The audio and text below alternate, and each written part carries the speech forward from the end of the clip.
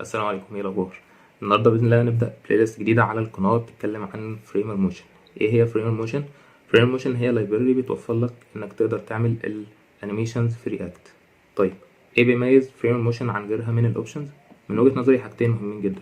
اول حاجه انها بتمكنك انك تعمل كومبلكس انيميشنز معقده جدا، وهتاخد منك وقت كبير جدا لو هتعملها بالبيور سي اس اس.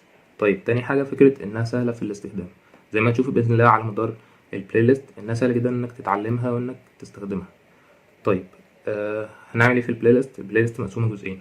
اول جزء هيكون خاص ممكن نقول النظري، ان احنا نشرح البروبرتيز بتاعتها وكل حاجه نقدر نستخدمها ازاي وايه الفايده منها. والجزء التاني من البلاي ليست هيكون الجزء العملي.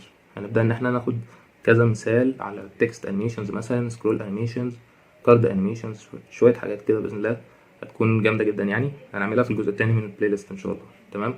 طيب، خلوني برضو اوريكم امثله عن الحاجات اللي نقدر نعملها بفريمر موشن. فهنخش على الموقع الرسمي لفريمر موشن ونشوف الامثله اللي موجوده عندهم. عندك حاجه زي كده، زي ما انتم شايفين لما بسكرول لفوق الاتجاه بيتغير عن وانا بسكرول لتحت مثلا. عندك حاجه زي كده، دي الانيميشنز الخاصه بالسكرول. حاجه مثلا زي كده،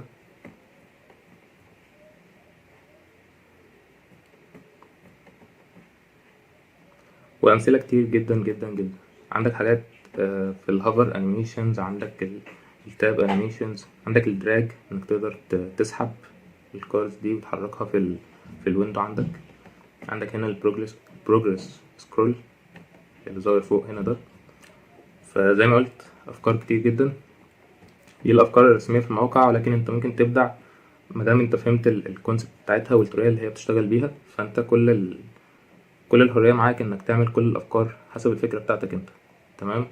طيب، هوريكم برضو حاجه انا كنت عاملها في البورتفوليو بتاعي، كنت شغال عليه لسه. فانا مستخدم هنا فريمر موشن في اكتر من مكان. فلو عملنا ريفرش، زي ما انتم شايفين التكست ريفيل ده معمول بفريمر موشن. عندك الباتون اللي ظهر هنا ده فريمر موشن، الصوره هنا بتتحرك فوق وتحت. عندك الكارزر انيميشن اللي بيتحرك معايا ده معمول بفريمر موشن. لو رحت على الاباوت بيج، البروجرس او السكيلز بار ده معمول بفريمر موشن برضو. فزي ما انتم شايفين الكلام ده شكله حلو، بيكون اضافه للويب سايت بتاعك، وفي نفس الوقت ده مش صعب في انك تعمل له امبلمنتيشن. فده باذن الله اللي هنتعلمه خلال البلاي ليست دي. وخلونا نبدا في الانستليشن على طول. هتفتح فيجوال ستوديو كود وهتكريت رياكت ابلكيشن index create react app، وبعد كده هتعمل npm install او اي فريمر داش موشن. تمام. وهتروح على الباكج دوت جيسون، هتلاقيها عندك هنا في الديبندنسيز. طبعا البريريكويزيتس او الريكويرمنتس بتاعت البلاي ليست دي انك تكون عارف رياكت. تمام. مش لازم تكون اجمد حاجه، ولكن عارف البيزكس بتاعت رياكت على الاقل. تمام. لان احنا هنعمل انيميشنز في الرياكت ابس، نبدا ان احنا نانيميت الكومبوننتس بتاعتنا. تمام. طيب، احنا هنا شغالين فيرجن 9 ليست فيرجن خالص. النهارده نبدا مع اول بروبرتي في الفريمر موشن وهي الانيميت. فيلا نبدا. انا هنا عندي بutton. تمام. عملت هنا button واديته basic styling، مجرد بس background color padding، وحطيته في نص الويب سايت عندي. عملت display flex للبادي، حطيته في السنتر. تمام. طيب، عشان انيميت البutton ده محتاج ايه؟ محتاج اول حاجه انك تimport component اسمه motion من الفريمر موشن. تمام. اي حاجه محتاجه انك تعمل لها انيميشن بفريمر موشن هترابط بالموشن كومبوننت ده. ازاي؟ انا دلوقتي هعمل انيميشن للبutton ده، فهاجي هنا قبل كلمه button واعمل موشن دوت. تمام. طيب، لو هنميت الديف هعمل موشن دوت ديف. اي حاجه، اي كومبوننت محتاج تعمل له انيميشن هتحط موشن قبل البدايه بتاعه الاليمنت ده. طيب، بعد ما عملت موشن محتاج اعمل ايه تاني؟ بعد ما انت عملت موشن دلوقتي بقى عندك اكسس هنا على اكتر من حاجه. اللي هنتكلم عنهم في الفيديو ده هما الانيشال والانيميت. ايه هما الانيشال والانيميت؟ زي بالظبط وانت شغال بيور سي اس اس لما تيجي تعمل الكي فريمز عندك ال 0% وعندك ال 100%، هي دي نفسها بالظبط الانيشال والانيميت.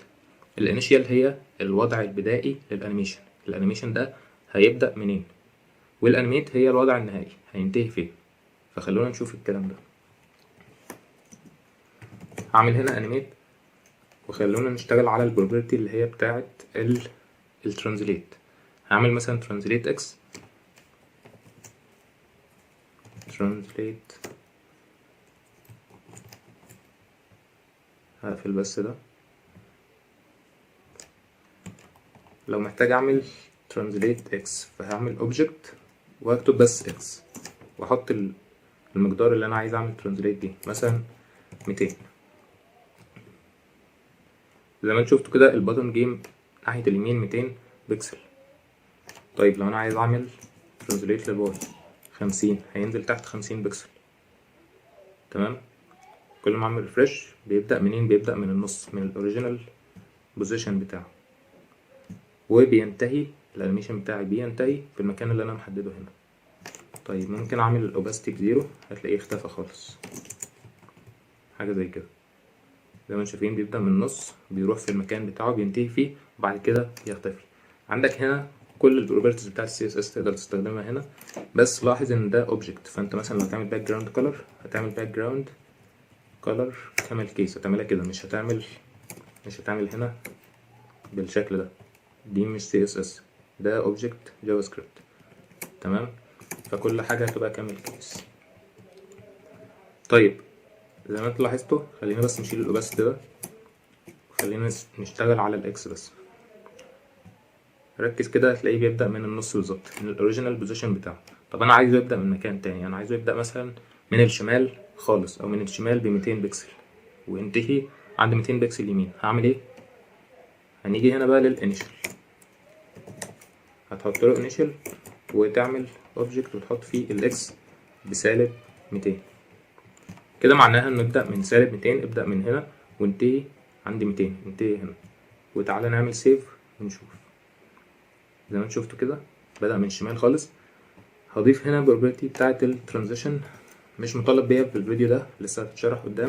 بس ببساطة ترانزيشن نقدر ان احنا نحط duration للانيميشن بتاعنا، نقدر ان احنا نبطئه شوية. 2 هنا معناها 2 سكند، ثانيتين، عشان بس نقدر نشوف الافكت. زي ما انتوا شفتوا كده بدأ من الشمال ب200 بكسل وراح عند اليمين. تقدر تغير في الروتيت، مثلا ممكن نعمل روتيت 180 بحيث ان هو يكون فليبد، يكون مقلوب، وينتهي مثلا عند روتيت بزيرو، ونعمل سيف ونرفرش. زي ما شفت كده كان بادئ مقلوب وانتهى في البوزيشن بتاعنا، وانتهى الروتيت بتاعه بزيرو، يعني اتعدل تاني. تمام. تقدر هنا تستخدم كل الخواص تقريبا زي ما قلت. واعتقد بس كده ده اللي احنا محتاجين نوضحه في الفيديو ده. عندك الانيشال هو الوضع البدائي، عندك الانيميت هو الوضع النهائي، ومش مطالب بالترانزيشن في الفيديو ده. طيب نصيحتي ليك لو انت لسه بادئ البلاي ليست معايا، انه تجيب زي كشكول كده وتبدا انك تكتب النوتس دي، او تفتح نوشن لو انت بتحب تسجل النوتس بشكل ديجيتال. ملحوظه بسيطه جدا في الفيديو اللي فات، في الحاله بتاعه الانيميت، لما كنا حاطين هنا بالظبط كده انيميت ومدين الاكس ب200. تمام.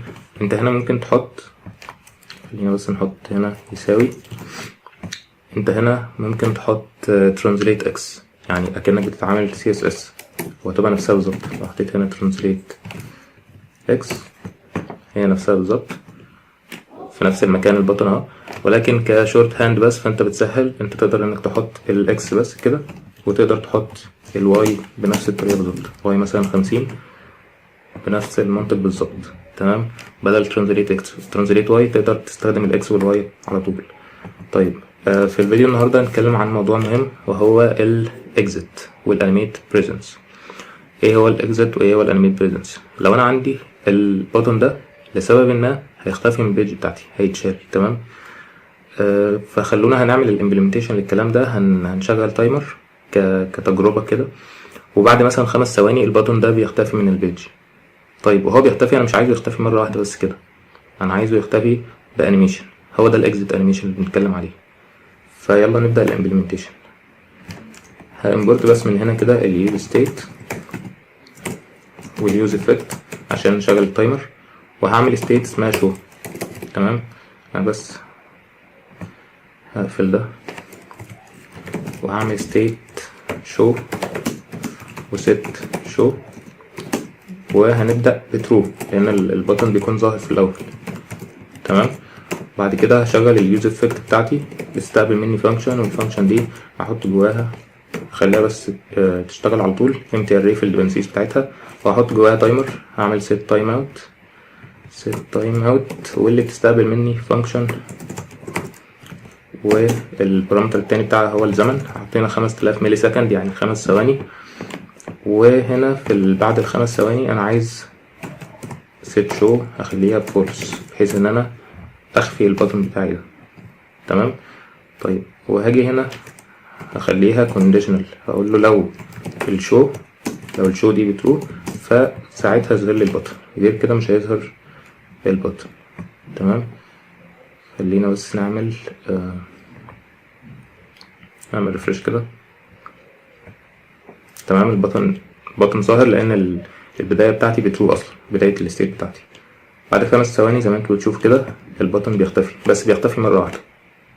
ركز كده تاني في البطن، هتلاقي مره واحده بعد ال5 ثواني طلع بره البيج من غير اي انيميشن. طبعا شكلها مش كويس. طيب ليه اصلا هو بيعمل كده؟ هو بيعمل كده لان الستيت هي اللي بتتغير. هو بناء على الستيت، هو عنده ستيت اللي هي الشو دي هي بترو، تمام هو ظاهر. اول ما الستيت بتتغير تبقى فولس بيختفي على طول، ما عندكش فكره انك تعمل انيميشن ساعه الخروج. طيب هنعمل الكلام ده ازاي بفريم الموشن؟ هنستخدم حاجه اسمها الاكزيت بروبرتي. هتيجي هنا عند البطن بجانب الانيشال والانيميت عندك حاجه اسمها اكزيت، بنفس الاسلوب بالظبط. هاخد منك اوبجكت، ومثلا انا عايز الاوباستي تقل تبقى 0، بس ايه مش مره واحده كده، مش بتفلاش مره واحده، انا عايز يحصل انيميشن. فهقول له الاوباستي ب0 وانت بتكزت. وخلينا برضه عشان نظهر الافكت بشكل اكبر فنحط مثلا الاكس ب 200 مثلا، يعني هيروح ناحيه اليمين كده ويختفي واحده واحده تدريجيا. لو عملت طيب دلوقتي ريفرش مش هيظهر الافكت ده. هنستنى 5 ثواني ونشوف ايه اللي هيحصل. زي ما شفت كده الافكت ما اشتغلش بتاع الاكزيت. طيب ليه؟ في فريم الموشن عشان تقدر انك تاكسس الاكزيت دي تحط فيها البروبرتيز بتاعتك، محتاج انك تimporт حاجه اسمها الانيميت بريزنس. هتimporت انيميت بريزنس من فريم الموشن برضو، وهتراب بيها اي حاجه محتاج ان يكون ليها اكسس على الاكزيت، اللي هو في الحاله بتاعتنا البطن. فهتعمل هنا انيميت بريزنس وتحط البطن جواه. تمام، دلوقتي الاكزيت بتاعت البطن دي تقدر ان هي تشتغل. ليه؟ لان انا عامل رابنج بالانيميت بريزنس. تعال نعمل ريفرش ونستنى 5 ثواني ونشوف. زي ما انتم شفتوا كده جه ناحيه اليمين الاول وبعد كده اختفى. لو حطيت كمان هنا ترانزيشن بحيث ان هو يبان ترانزيشن،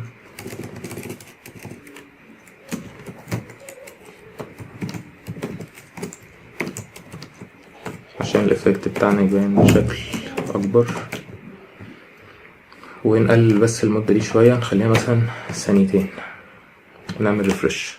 هنستنى ثانيتين 1 2 بعد كده هتلاقيه ببطء خالص اهو راح ناحية اليمين، وبعد كده الاوباستي بتاعته قلت تدريجيا لحد ما بقت ب0. تمام، هي دي الفكرة بتاعت الاكزيت وبتاعت الانيميت بريزنس. هنتكلم النهارده باذن الله عن الترانزيشن. الترانزيشن دي اكتر من فاليو، هنتكلم النهارده عن 3 من اهمهم، هما الديلي والديوريشن والتايب. تمام، فخليني في البدايه بس اوريكم احنا معانا ايه. هنا معانا البطن اللي احنا شغالين عليه، وشلت الانيميت بريزنس والكلام ده كله. تمام، مديله انيشال الاكس بتاعته ب100 والانيميت الاكس بسالب 100، معناها نبدا من على اليمين ب100 بكسل وانتهي عند الشمال بسالب 100 بكسل. تمام، يمين وشمال ايه بالظبط؟ الاوريجينال بوزيشن اللي هو 0 و0، المكان الاصلي بتاعه اصلا. فلو عملت ريفرش هنا هتلاقي ان هو بيجي من على اليمين لحد الشمال. طيب انا محتاج ان انا اتحكم في سرعه الانيميشن ده. بعمل ده ازاي؟ بعمل ده بالترانزيشن. فهتيجي هنا وتحط الفاليو بتاعه الترانزيشن، واللي بتستقبل منك اوبجكت. جوه الاوبجكت ده عندك اكتر من حاجه، عندك الديلي، عندك الديوريشن، وعندك التايب. دول اللي هنتكلم عليهم النهارده. فلو بدات بالديوريشن كده، الديوريشن هي مده الانيميشن. لو اديت له هنا مثلا ثانيتين، فبقول له خلص الانيميشن بتاعك او تعالى من اليمين للشمال في مدة ثانيتين. تمام. لو اديت له 10 ثواني معناها انه خلص الانيميشن في 10 ثواني، فهيكون ابطأ. طبعا احنا اتفقنا ان احنا في الفريم موشن بنحط الرقم هنا بالسكندز على طول، تمام، مش بالملي سكند. لو حطيت ثانيتين وعملت ريفرش زي ما انت شفتوا كده بياخد ثانيتين لحد ما ينتهي. لو حطيت 10 ثواني هتلاقي ان هو بقى ابطأ بكتير، بياخد 10 ثواني لحد ما ينتهي من اليمين للشمال. طبعا الديوريشن او الترانزيشن عموما مش خاص بس بالترانزليت، يعني مش لازم ان هو عشان حركة بس. ممكن تحط هنا اوباستي عادي جدا، اوباستي مثلا بزيرو، اي خاصية ممكن تانيميت الكالر، والاوباستي هنا تبقى ب1. هتلاقي ال10 ثواني دول اتطبقت على الاوباستي نفسها برضه زي ما انتم شايفين كده، 10 ثواني لحد ما الاوباستي تنتقل او تنتقل من الزيرو لل1. تمام. طيب نشيل بس الاوباستي تاني. عندنا الديلي اللي هو التأخير. تمام. بقول له اتأخر ما تبدأش الانيميشن بتاعك الا لما فترة معينة تخلص. مثلا لو حطيت ثانيتين هنا ونرجع بس الديوريشن ثانيتين تاني، فهقول له استنى ثانيتين وبعد كده ابدأ الانيميشن بتاعك. ده معنى الديلي. عملت ريفرش هتلاقي ان هو بدأ في مكانه، هيستنى 1 2 وبعد كده هيبدأ الانيميشن بتاعه، واللي هيخلص في ثانيتين برضه لان انا مدي الديوريشن ب2 سكندز. تمام. طيب الحاجة الأخيرة معانا النهاردة هي التايب. التايب عندك 3 من الفاليو، عندك التوين وعندك السبرينج وعندك الانرشيا. تمام. الانرشيا خاص بالسكرولنج وممكن نتكلم عليه بعدين ونعمل مثال عمل عليه، تمام، في اخر البلايست. التوين هو الديفولت بتاعنا اصلا. التوين اللي هو مثلا لو البطن ده هو ايدي، تمام، فانا بادئ من هنا وهنتهي هنا، هتلاقي ان البطن بيتحرك بشكل لينير، مفيش اي تغير في السرعة على مدار الانيميشن. تمام. فبدأ من هنا مثلا هتلاقيه جه كده بس وهيقف. يعني تعال نجرب الكلام ده. حطيت توين هنا عملت ريفرش هتلاقي البطن بيتحرك بنفس السرعة، مفيش أي حاجة حصلت. تمام. على عكس لو استخدمت بقى الخاصية التالتة بتاعتنا واللي هنتكلم عليها النهاردة هي السبرينج. لو استخدمت السبرينج وعملت ريفرش هتلاقي لو تلاحظ كده البطن بيجي على الشمال زيادة كمان عن ال100 بكسل اللي أنا محددهم، وبعد كده يرجع تاني يستقر عند السالب 100. تمام. طيب عندك مع السبرينج 3 من الفاليوز. عندنا حاجة اسمها الماس اللي هي الكتلة، وعندك الدامبن ريشيو، وعندك الستيفنس. تمام. أهمهم الستيفنس. لو حطيت مثلا هنا 120 وجربت، لو تلاحظ هنا الإفكت بان أكتر بتاع السبرينج، هتلاقي إن هو بيجي على الشمال وبعد كده ينتهي. يعني مثلا زي ما قلت كده في التوين أكن إيدي بالظبط هي البطن. تمام. في التوين هو بيخلص كده، تمام، ماشي بنفس السرعة.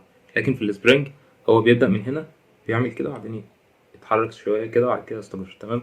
نفس بالظبط أكنك ماسك حبل مثلا ورفعته لفوق كده وسبته إن هو يقعد يعمل الكيرف ده لحد ما يستقر عند فاليو معينة. تمام.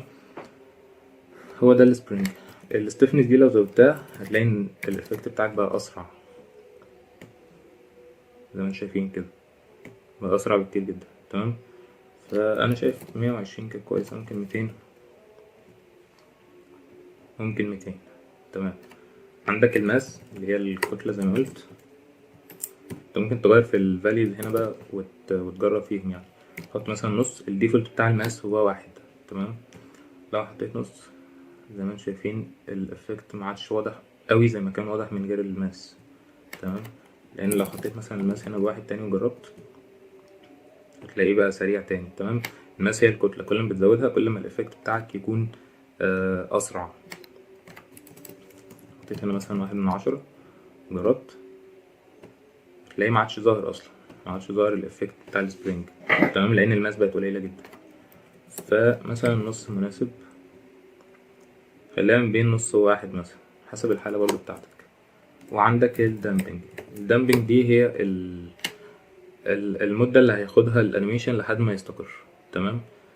نفس المثال بتاع الحبل بالظبط اللي اتكلمت عليه، الكيرف اللي هو بيفضل طالع ونازل كده، الكيرف بيفضل طالع ونازل لحد ما يقل لحد ما يستقر. هو ده الدامبن ريشيو. تمام. فالدامبن ريشيو بتتكلم ان هو هيستقر امتى او ممكن ما يستقرش خالص. تمام. حسب الريشيو بتاعتنا. فلو حطيت هنا مثلا 10 وجربنا زي ما انتم شايفين كده طيب نجرب نزود الرقم ده شوية أو نقلله، نخليه مثلا 2. زي ما شايفين بقى أسرع جدا. التمبر ريشيو كل ما تقل كل ما الإفكت بتاعك يقعد يعمل اهتزازات أكتر لحد ما يستقر. تمام.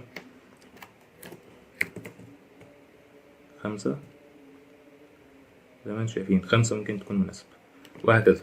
طيب عشان نركاب الكلام كله تاني، عندك في التايب التوين اللي هو الديفولت بتاعك أصلا، اللي هو بيمشي بسرعة لينير خطية. وعندك السبرينج بيكون عنده 3 من الفاليوز، عندك الماس وعندك الدامبنج ريشيو وعندك الستيفنس. تقدر انك تغير في الفاليوز بتاعتهم حسب الحالة بتاعتك. وعندك الانيرشيا واللي هنتكلم عنها قدام مع المثال بتاع السكرولينج ان شاء الله. فراجع النهارده بالفيديو هنتكلم فيه عن 4 من البروبرتيز المهمة جدا تقدر انك تستخدمهم، زي الوايل هوفر والوايل تاب والوايل فوكس والدراج الوايل دراج. تمام. وبأكد ان هيكون في فيديو باذن الله في البلاي ليست هنا بيتكلم عن الدراج بكل البروبرتيز بتاعته، ولكن النهارده برضه هناخد فكرة عنها. فخلينا يلا نبدأ. ده كده المثال اللي احنا شغالين عليه من اول البلاي ليست، اللي هو البutton اللي معانا ده. هنبدأ بأول حاجة اللي هي الوايل هوفر. من اسمها كده وايل هوفر يعني لما تهوفر على البوتن ده هيحصل افكت معين. فبكل بساطة برضو انت تيجي هنا تقول له وايل هوفر وهتحط ايا كان الافكت بتاعك جوه اوبجكت بالشكل ده. انا هنا بقول له لما هوفر عليك خلي السكيل بتاعك 1.1 يعني هتكبره بمقدار 10%. تمام. فزي ما انتم شايفين كده لما بهوفر فعلا الافكت او البوتن بيكبر وبيحصل عليه الافكت بتاع السكيلينج. تمام. دي كده اول بروبرتي. طيب تقدر تغير في الاكس، تقدر تغير في اي حاجه طبعا. تمام. تضيف مثلا شادو بالشكل ده، تكست شادو هنا تحت كيب كودنج. ايا كان البروبرتي بتاعتك تقدر انك تتحكم فيها. طيب عندنا كمان الوايل تاب اللي هي لما تضغط على البوتون ده. وايل تاب خلي السكيل بتاعه اصغر 9/10. فلما اجي اضغط زي ما انتم شايفين كده البوتون بتاعي فعلا بيصغر بمقدار 10%. طيب عندنا ايه كمان؟ عندنا حاجه زي الوايل فوكس. فوكس دايما بيستخدم مع خلينا نقول الانبوتس. تمام. فخليني كده اعمل مثلا انبوت هنا، خلينا بس نشيل دي واعمل هنا انبوت. تمام. بالشكل ده الانبوت بيكون سيلف كلوزنج تاج. طبعا ما انساش ان انا احط الموشن بريفكس الاول. تمام. بالشكل ده كده عندي هنا الانبوت اهو. فانا بقول له وايل فوكس يعني لما اجي على الانبوت ده واضغط بالماوس كده او حتى بالكيبورد. تمام. او اعمل تاب حتى اضغط على التاب في الكيبورد عندي لحد ما اوصل على الانبوت بتاعي، لحد ما يكون عليه الفوكس ان انا خلاص هبدا فعلا ان انا اكتب جواه. فساعتها هقول له وايل فوكس خلي السكيل بتاعك 1.2. فلو جينا نجرب زي ما شايفين كده انا دلوقتي عامل فوكس، فبدا فعلا ان السكيل بتاع الانبوت بتاعي يكبر. تمام. طيب الحاجه الاخيره اللي نتكلم عنها هي الوايل دراج. خلينا يلا نروح على الوايل دراج. لو جيت هنا اقول له وايل دراج خلي السكيل 1.2. دراج اللي هو انا بسحب. تمام. طيب عشان الوايل دراج تشتغل اصلا انا دلوقتي لو جيت سحبت البطن ده ما بيتسحبش معايا، فانت لازم تحط اصلا دراج على انهي محور بالظبط. عندك بروبرتي اسمها دراج، عندك اكس وعندك واي. اكس يعني هتدراج بس بشكل افقي زي ما انتم شايفين كده. تمام. طيب بس طبعا الدراج شغال معايا الى ما لا نهايه زي ما شايفين كده بيجيب لي تحت هوريزونتال البطن فعلا طلع بره البراوزر خالص. طيب هعمل ريفرش مره تانية. انا في حاجه اسمها دراج كونسترينز. ببساطه هي الكونسترينز او الحدود بتاعه الدراج بتاعك. تمام. من ناحيه الليفت خليها 0، من ناحيه الرايت 100 زي ما انتم شايفين كده. ده اخر حاجه من ناحيه الرايت، ما عادش بيشد عن كده. تمام. نفس الكلام برضه من ناحيه الليفت بقى خلاص ليك حدود اللي هي الصفر وال100. تمام. طيب لو تلاحظوا كده وايل دراج انا خليت السكيل ب 1.2. فانا برضو لو تلاحظ وانا بسحب هتلاقي ان البطن بتاعي بيكبر. تمام. ده كده الوايل دراج. عندنا حاجه كمان مهمه جدا وهي الوايل ان فيو. من اسمها وايل ان فيو يعني انت متبقاش في الفيو، متبقاش ظاهر في البراوزر، بس اول ما تظهر هتعمل افكت معين. طيب عشان تظهر معانا الخاصيه دي مستخدمه كتير في الويب سايتس عموما اصلا. فاحنا محتاجين بس ندي هنا مثلا هايت بحيث ان البطن ده ما يكونش ظاهر عندي اصلا في البدايه. فهديله هنا ديسبلاي فليكس ماشي بالشكل ده، واديله هايت كبير خليها بقى 3000 بكسل مثلا. تمام. بحيث ان البطن دلوقتي بقى تحت. حلو كده. فهقول له وايل ان فيو هاجي هنا على البوتن واقول له while in view، يعني لما اجي اسكرول واظهر او واقف عليك، يعني اول ما انت تظهر بالظبط. تمام. فساعتها مثلا خلي الاكس بزيرو. تمام. هو بادئ من الاكس ب100، وخلي مثلا خلينا نعمل السكيل 1.5. تمام. طيب اعمل ريفريش وابدا ان انا اجرب. زي ما شايفين كده انا بسكرول، اول ما جيت عنده بدا فعلا الايفكت بتاعي يظهر. تمام. زي ما شايفين كده كل مره بظهر او بوصل للبطن بيبدا الايفكت بتاعي ان هو يشتغل، بيحصل سكيل وبيحصل تغيير في مكان الاكس، ترانزليت اكس. تمام كده. طيب مكملين في البلاي ليست بتاعتنا، ودلوقتي هنتكلم عن الفاريانس، واحده من اهم التوبكس في فريم الموشن. موضوع مهم جدا، مهم انك تكون عارف ازاي تستخدمها وليه اصلا تستخدمها. تمام. طيب ليه تستخدمها؟ عندنا 3 اهداف رئيسيه. اول هدف هي انها بتخلي الكود بتاعك مور كلينر. تمام. خلينا نوضح ده الاول. انا مثلا عندنا ده المثال اللي احنا شغالين عليه، عندي هنا الانيشال او الحاله الابتدائيه، الاكس بتبدا من 100. تمام. بعد كده بتقف عند 0. لو عملت ريفريش بالشكل ده. تمام.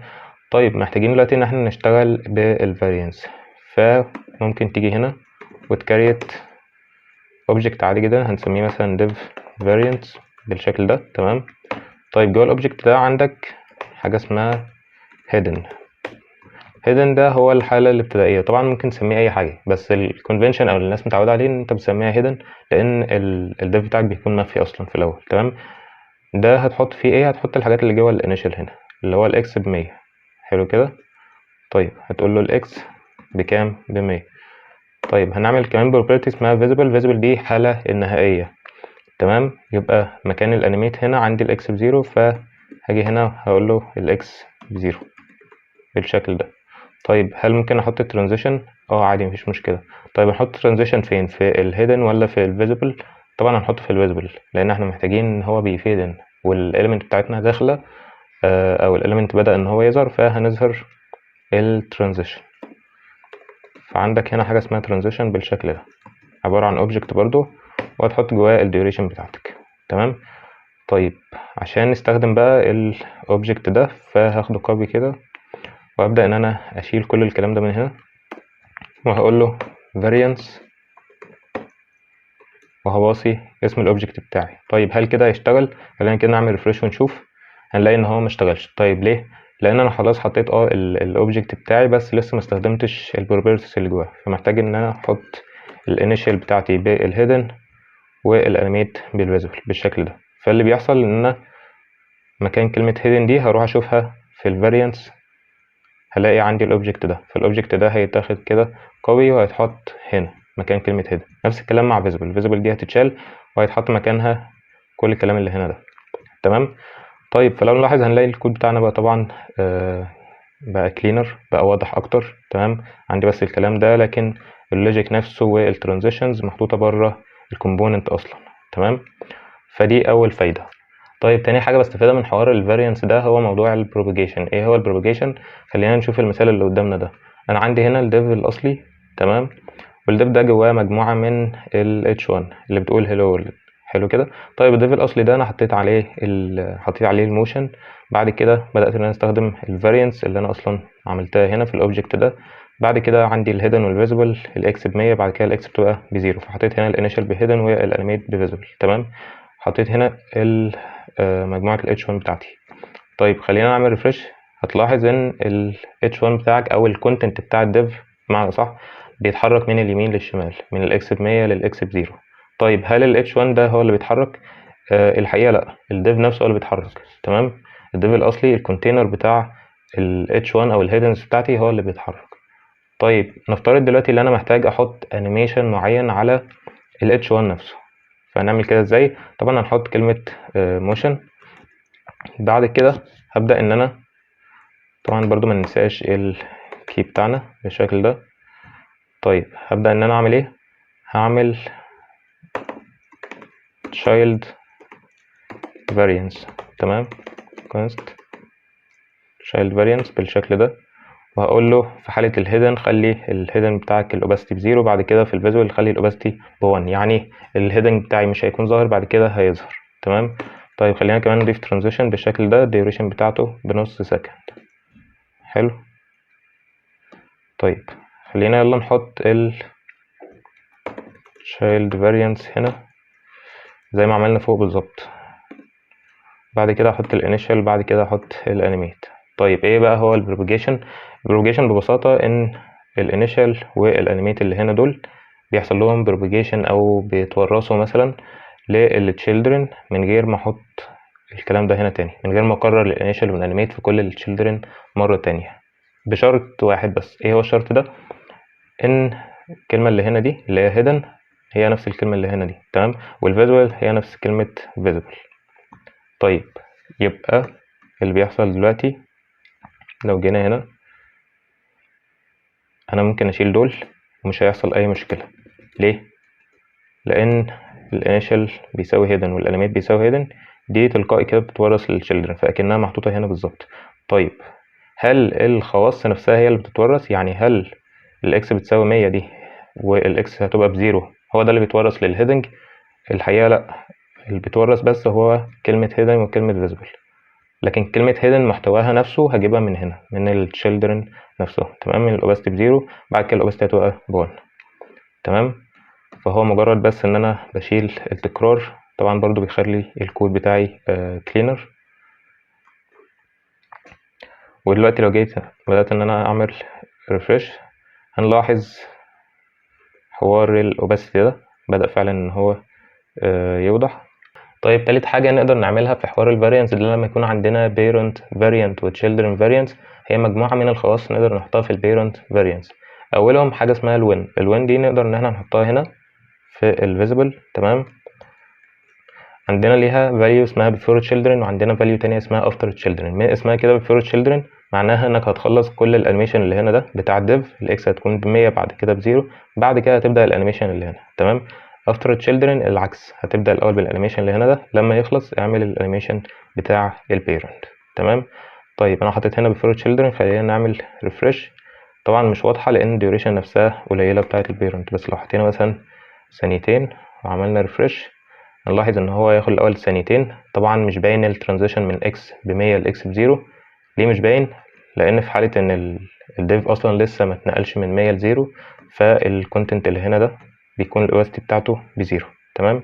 يعني عشان توضح خلينا نحط هنا ايه تكست كده، كلمه تيست مثلا، وخلينا نعمل ريفرش. زي ما انتم شايفين كده الديف فعلا بيتحرك بعد كده لما خلص الانيميشن بتاعه بدأ يظهر الانيميشن بتاع الاوباسيتي ده، تمام.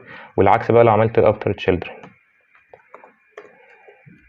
تشيلدرن بالشكل ده عمل ريفرش هتلاقي الاوباسيتي خلصت خلاص، بعد كده يبدأ ان هو يحرك الديف. طيب عندنا حاجة كمان اسمها delay children، من اسمها كده انك بتأخر التشيلدرن بمدة معينة. وعندنا حاجة اسمها stagger children، دي مهمة جدا وكنت عامل عليها فيديو مخصوص خاص بالتكست انيميشن، هسيبهولك في الاي اللي هتظهر هنا، ارشح جدا انك تروح تشوفه بعد الفيديو ده. stagger children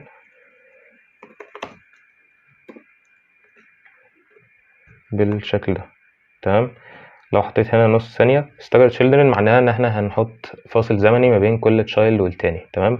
نص ثانية يعني الانيميشن ده هيخلص، بعد كده نص ثانية، بعد كده ده يبدأ، تمام، بعد ثانية ونص ده هيبدأ، بعد ثانيتين ده هيبدأ.